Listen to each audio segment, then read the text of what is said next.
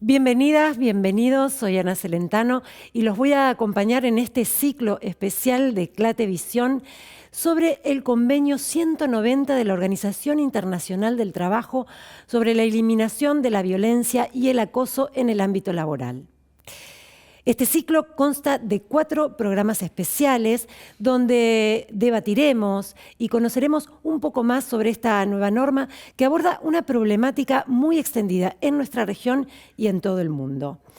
En el marco de la campaña continental lanzada por la CLATE este 2019 sobre la eliminación de la violencia contra las mujeres y contra las disidencias sexuales, resulta más que oportuno poder conversar con especialistas en la materia sobre el tema del acoso y la violencia. Desde aquí, con invitadas especiales en el estudio del Canal Abierto en Buenos Aires, Argentina, y con nuestros móviles y testimonios de toda la región, vamos a ir viendo cuáles son los ejes centrales de esta nueva norma, cuáles son los desafíos para el sindicalismo en esta tarea y el camino a recorrer para lograr su aplicación. Antes de comenzar, vamos a compartir un pequeño informe sobre el convenio 190 de la OIT.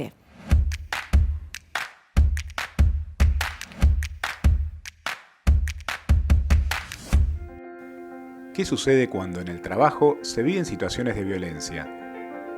¿Cómo afectan las situaciones de violencia física o psicológicamente a un trabajador o trabajadora? La violencia y el acoso en el mundo del trabajo afectan la salud psicológica, física y sexual de las personas, su dignidad y su entorno familiar y social. También afectan la calidad de los servicios públicos y privados, y pueden impedir que las personas, en particular las mujeres, las disidencias sexuales y los trabajadores más precarizados, accedan al mercado de trabajo. Frente a este problema, la Organización Internacional del Trabajo dictó el 21 de junio de 2019 el Convenio 190. Esta nueva norma de la OIT define la violencia y el acoso en el mundo del trabajo como un conjunto de comportamientos y prácticas inaceptables, o de amenazas de tales comportamientos y prácticas, ya sea que se manifiesten una sola vez o de manera repetida, y que tengan por objeto que causen o que sean susceptibles de causar un daño físico, psicológico, sexual o económico, e incluye la violencia y el acoso por razón de género. Para hacer frente a este problema, el Convenio 190 propone prohibir legalmente la violencia y el acoso, aplicar medidas de prevención y elaborar mecanismos de control de las mismas, reparar, apoyar y proteger a las víctimas de acoso y violencia, establecer sanciones a los responsables de violencia y acoso, impulsar acciones de educación sobre este problema, garantizar al trabajador o trabajadora el derecho de alejarse de situaciones de acoso sin sufrir represalias. Ahora es necesario que las organizaciones sociales y sindicales difundan esta importante herramienta y que todos los países ratifiquen este convenio y legislen pensando en los más desprotegidos.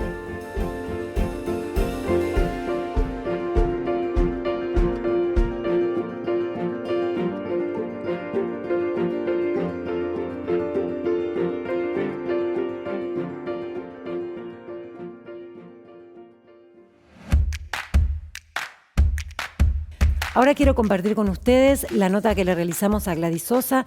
Ella es dirigente de la Asociación Trabajadores del Estado y es delegada paritaria en la Comisión de Igualdad de Oportunidades y Trato.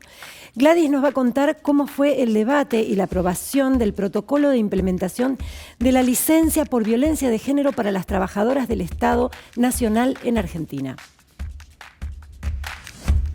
El protocolo lo que consiste es una licencia que se hace vía judicial o policial con un papel y se les otorga sin ningún tipo de miramientos la licencia a un trabajador, cualquiera sea su condición de contratación o de régimen en el que se encuentre trabajando dentro de la Administración Pública Nacional, Y bueno, lo que le da es 15 días corridos, con posibilidad de 15 días más por año, y obviamente con una serie de controles para que no sea esta persona vulnerada y otra vez dañada, la persona que sufre la violencia, que no sea nuevamente violentada. ¿Cómo fue el proceso que dio lugar a este protocolo y a esta licencia, ¿no? Nosotros como Comisión Nacional que era la que tenía el marco más grande para trabajar en esto, hicimos una presentación de unas notas para poder hacer que se sancione paritariamente. No queríamos que la violencia de género saliera en otro marco, que no fuera la paritaria, porque nosotros apostamos a las comisiones colectivas de trabajo, porque son los lugares donde los compañeros pueden permanentemente ir mejorando sus pasos, a pesar de que no es, como vuelvo a decir, lo que nos hace feliz a todos, siempre se puede ir mejorando con la lucha y con el apoyo de los trabajadores. Entonces salió a raíz de eso, en realidad, porque esto se fue para el mes de noviembre, y bueno, y en el mes de enero de este año fue cuando se sancionó el artículo, que fue la primera vez que se abrió el convenio colectivo de trabajo para sacar este artículo que lo incluyó, que es el 147 bis, donde se incluyó la licencia por violencia de género. Muchas gracias, Gladys, por tu testimonio. Bueno, ya estamos acá con nuestra invitada. Ella es Fabiana Sosa, es abogada laboralista especializada en género y es miembro de la Asociación Argentina de Abogadas y Abogados Laboralistas. Y formó parte del debate en la comisión normativa que aprobó el convenio 190 en la OIT.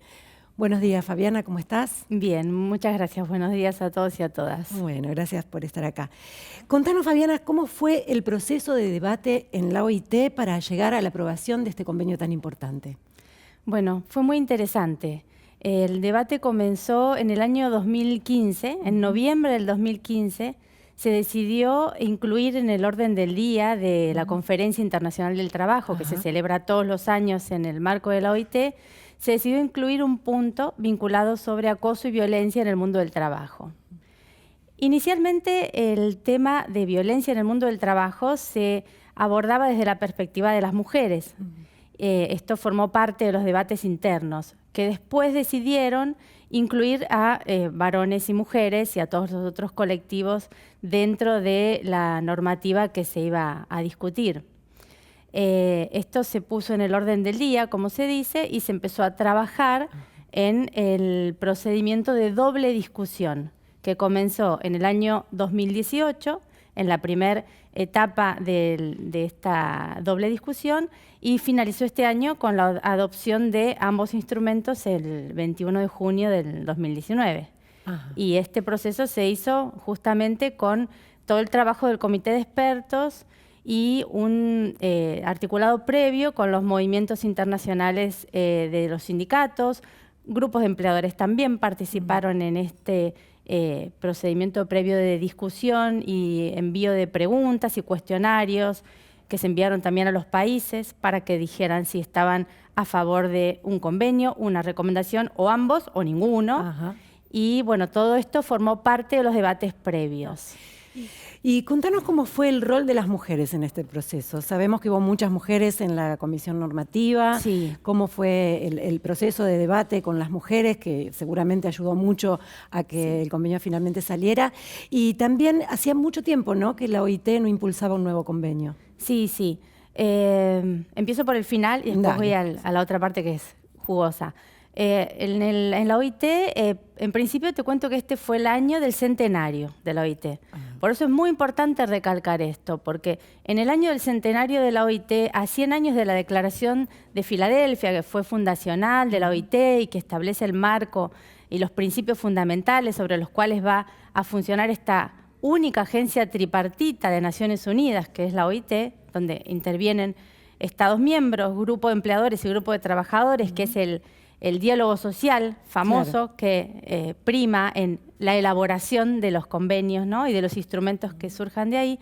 En este procedimiento el rol de las mujeres fue clave, fue determinado, y además en el año del centenario era muy importante adoptar un estándar jurídico internacional único y primero, porque no hay nada en cuanto al ámbito de protección para todo el mundo del trabajo, ¿no? Pues sabemos que tenemos la CEDAW, que estableció un marco de protección para las mujeres y que las mujeres trabajadoras ya lo veníamos utilizando como marco normativo. Y de hecho la ley 26485 en nuestro país que protege a las mujeres viene de ahí, pero para todo el resto de la población que trabaja no había un marco jurídico internacional. Se hablaba de discriminación y se utilizaban otros instrumentos normativos internacionales para dotar de protección.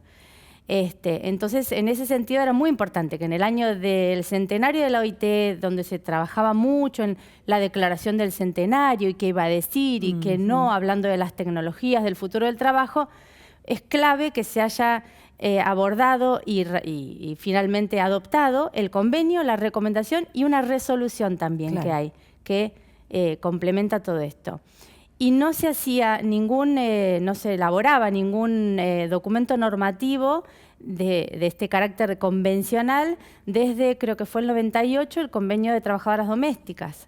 Así que fue muy importante volver a retomar discusión y que el tema central fuera este. Realmente se vieron muchas posiciones distintas. Exactamente. Bueno. El grupo de empleadores, para redondearte eso, tenía algunas reticencias en muchas cuestiones, sobre todo que querían el ámbito de protección más delimitado, querían una protección, definiciones más restrictivas de lo que es acoso y violencia. Vos quizás habrás leído, y si no te comento, pero se adopta una definición en forma conjunta y se deja librado a que los países decidan si las van al momento de ratificar y de implementar su legislación, si las van a dejar en forma individual o separada, ¿no? Acoso y violencia en el mundo del trabajo, se dice, porque implica un continuo o un conjunto de comportamientos inadmisibles, inaceptables e incompatibles con el trabajo decente y seguro. Entonces, en este sentido, el grupo de empleadores pretendía algo más restrictivo. Por ejemplo, decían que esto estuviera enfocado en los riesgos que ellos podían tomar. Y a lo largo del debate se logró que no fuera así, sino que el enfoque está centrado en las medidas que pueden tomar en cuestiones de prevención y en cuestiones de abordaje en situaciones de violencia. ¿Y qué es lo que tienen que hacer? Más allá de si ellos pueden evitar que suceda o no tal situación, porque no pueden, claramente, en muchos casos, pero sí tienen que adoptar las medidas necesarias para que no continúen o para que no se perpetúen, ¿no? Y Fabiana, para vos, ¿cuáles son los puntos más relevantes del convenio en sí? En principio, bueno, este reconocimiento de un derecho a una vida libre de violencia para todas las personas, establecerlo en un estándar jurídico como este, determinado, práctico, es muy importante. Permite después adoptar por parte de los países que lo ratifiquen las medidas necesarias para su cumplimiento. Me parece muy importante que articula o manda articular a todos los interlocutores sociales que están involucrados en el mundo del trabajo. Y acá, a lo largo de todo el convenio y sobre todo en la recomendación, se habla todo el tiempo de las organizaciones de empleadores, organizaciones de trabajadores y trabajadoras, hasta de agencias de empleo. Y sobre todo del Estado. El Estado tiene un rol fundamental en la protección de las personas que trabajan en todos sus ámbitos jurisdiccionales, porque es el garante último de los derechos humanos. Entonces, como el convenio adopta que la violación de este derecho puede implicar un abuso o una violación de derechos humanos y lo reconoce como un derecho humano de toda persona a trabajar en un ambiente libre de violencia, el Estado tiene que tomar las medidas para garantizar que esto suceda. Bueno, Fabiana, muchas gracias. No, ha sido por favor. Muy esclarecedor. Bueno, te agradecemos espero. mucho que hayas venido y esperemos que este convenio sea ratificado lo antes posible, así podemos empezar a gozar de los derechos que nos corresponden. Esperemos que sí, porque bueno, se habla de un enfoque en las personas, ¿no? Entonces, sobre eso hay que trabajar fundamentalmente, y todos los interlocutores sociales y estas actividades difunden mucho sobre el tema. Así que, bueno, gracias por invitarme. Muchas gracias. Bueno, ahora sí, vamos a conversar con Ibi Fernández. Ella es dirigente de la CITE del Perú y secretaria de prensa de la CLATE. Ibis nos va a explicar cuáles son las expectativas de las trabajadoras peruanas respecto del convenio 190 del OIT.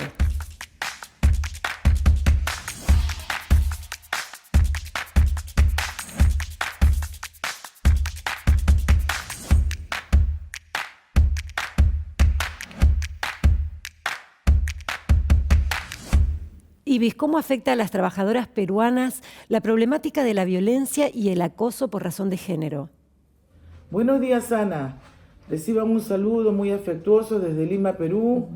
Saludar a todos los compañeras y compañeros de CLATE y de forma muy especial por el esfuerzo que vienen haciendo para sacar adelante este programa.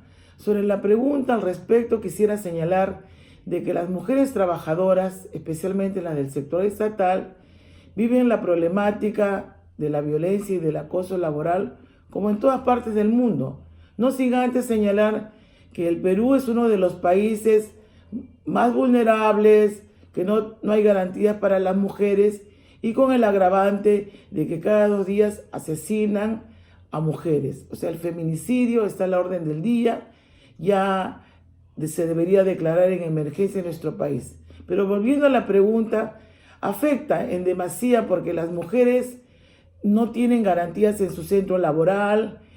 Todo ello hace de que baje su productividad, su autoestima y también el estrés laboral, que afecta y da la posibilidad de que tengan enfermedades. En ese sentido, el mundo laboral a veces es un espacio donde no hay garantías y ni seguridad para que una mujer pueda desarrollarse dentro del ámbito profesional y también como proyecto de vida. ¿Y qué elementos te parecen más valiosos del convenio 190 del OIT para incorporar a la actividad sindical? Este convenio 190, hacer un tratado internacional, es de carácter vinculante. En el Perú existe una particularidad. Hay un régimen laboral, el llamado CAS 1057, donde hay mujeres trabajadoras, especialmente en el sector estatal o llámese sector público, donde vienen laborando 10, 15, 20 años de servicio sin ninguna seguridad jurídica, sin ninguna estabilidad laboral. Y por ende, muchas de ellas han pasado a lo largo de todos sus años de servicio por este fenómeno llamado acoso laboral y violencia en el trabajo. En ese sentido, ese diseño de políticas públicas deben tender a una campaña de tolerancia cero, que es uno de los elementos más valiosos que yo rescato en este convenio 190. Por otro lado, en la actividad sindical también es una gran oportunidad para que en las paritarias, en la negociación colectiva, incorporemos los sindicalistas y las sindicalistas una cláusula del convenio 190. Eso va a significar una mayor incidencia y que las mujeres trabajadoras estén empoderadas, que conozcan sus derechos, que pierdan el temor, que el mundo laboral se convierta en un espacio seguro para nosotras, donde las mujeres podamos desarrollarnos profesionalmente y también, ¿por qué no?, desarrollar nuestro proyecto de vida, que al final lo que debe estar siempre es al centro la persona, el ser humano. Por eso saludo este convenio 190 y desde Perú vamos a hacer incidencias y vamos a fundamentalmente hacer de conocimiento a las trabajadoras para que sepa que hay un nuevo instrumento, un convenio internacional que las protege. Muchas gracias, Ibis Fernández, dirigente de la Confederación Intersindical de Trabajadores Estatales del Perú.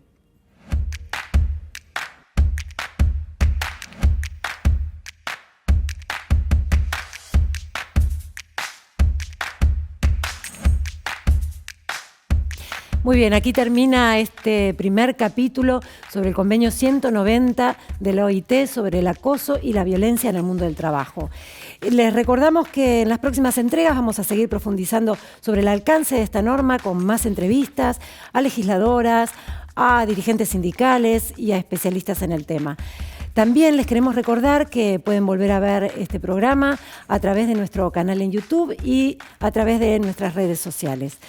Muchas gracias y nos vemos en el próximo capítulo.